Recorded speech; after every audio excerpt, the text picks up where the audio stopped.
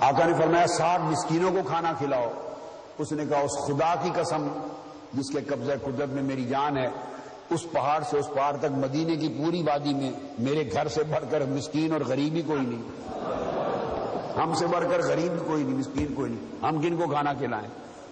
حدیث پاک میں آتا ہے کہ آقا علیہ السلام مسکرا پڑے.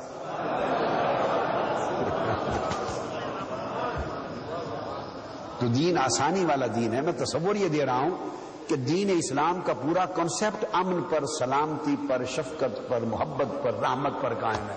اس میں سختی، جبر و بربریت، دہشت گردی نام کی چیز نہیں ہے. آقا علیہ السلام بجائے اس کے کہ ناراض ہوتے، بھئی تیرا دماغ ٹھیک ہے، جو حکم دیتا ہوں کہتا میں اس قابل نہیں، جو حکم دیتا ہوں قابل نہیں، مسکرا پڑے. فرمایا بیٹھ جاؤ. ایک شخص ٹوکرا اٹھایا ہوا کھجوروں کا حاضر ہو گیا، آقا علیہ السلام کی بارگاہ میں ہدیہ لے کے آ گیا. جب ٹوکرا کھجوروں کا آ گیا تو آقا علیہ السلام نے آواز دی، وہ روزہ توڑنے والا سائل کہاں ہے، بلاؤ اس کو. آئے، پیش ہو گیا، یا رسول اللہ لبیک میں ہوں روزہ توڑنے والا. فرمایا یہ ٹوکرا کھجوروں کا لے جا کر یہ 60 مسکینوں میں بانٹ دو. آج کے حضور میرے بیوی بچوں سے بڑھ کر کون مسکین ہے؟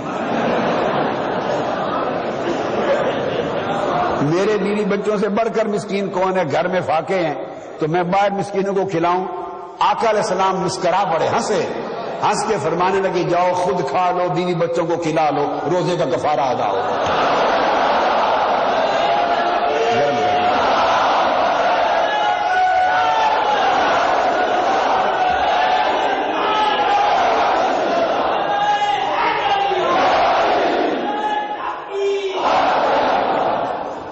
نعرے تو آپ نے خوب لگا لیے، پر اتنے نرم بھی تو بنو نا.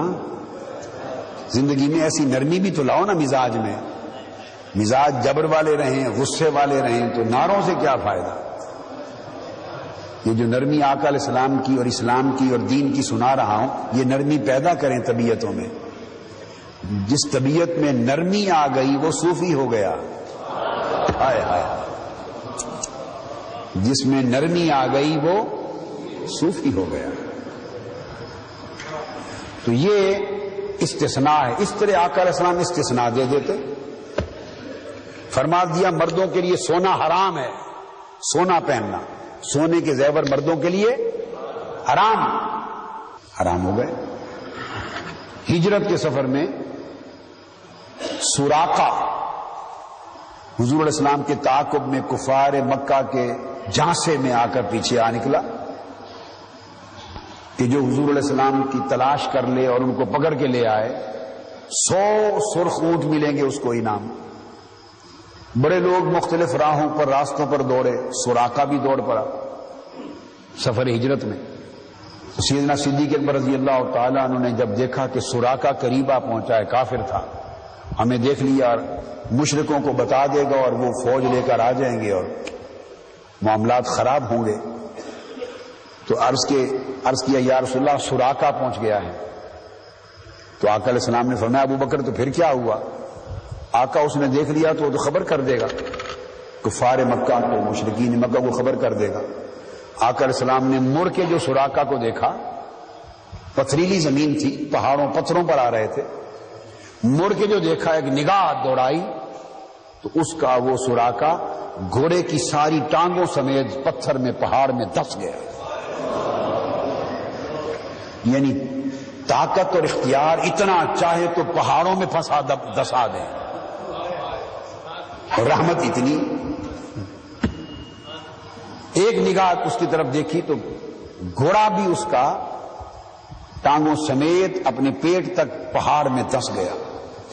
رونے لگ گیا یا رسول اللہ میں غریب آدمی ہوں، لالچ میں آ گیا، 100 اونٹوں کا لالچ تھا، تو مجھے اب نکال دیں پتھر سے، معاف فرما دیں، میں ان کو خبر نہیں دیتا، حفاظت کروں گا، الٹا راز میں رکھوں گا، معاف فرما دیں. آقا علیہ السلام نے فرمایا کہ حدیث میں ایک روایت میں آتا ہے کہ تم کیسے غریب ہو، میں تمہارے ہاتھ میں ایران کے بادشاہ، کیا ایران کے کسرائے ایران کے سونے کے کنگن دیکھ رہا ہوں، تمہارے ہاتھ میں کسرا ایران کے سونے کے کڑے دیکھ رہا ہوں.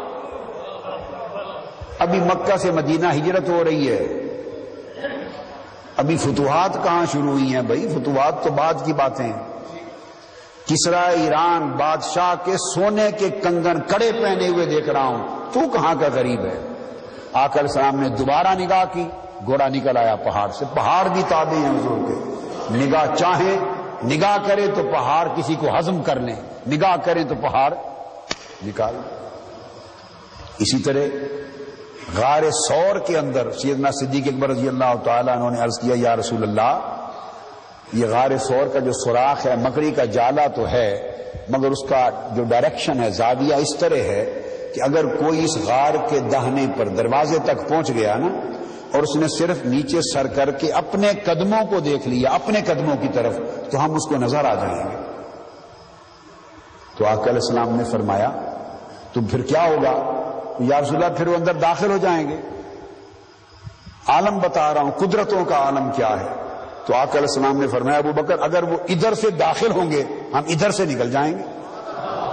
اب ادھر تو غار کا دروازہ تھا، ادھر تو غار بند تھی، پہاڑ تھا، پہاڑ، ادھر دروازہ کہاں تھا؟ فرمایا اگر ادھر سے داخل ہوں گے ادھر سے نکل جائیں گے۔ بس ایسے بتاتے ہوئے ادھر سے نکل جائیں گے، جو انگلیوں کا اشارہ کیا پورا پہاڑ پھٹ گیا،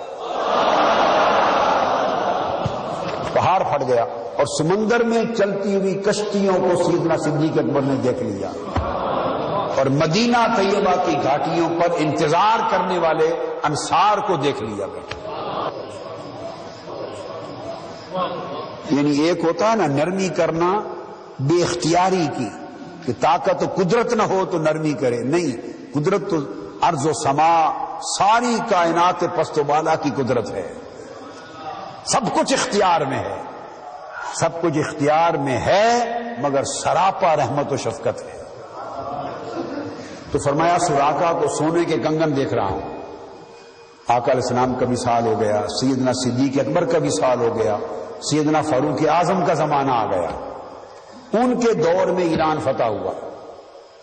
کتنی مدت کے بعد ایران فتح ہوا،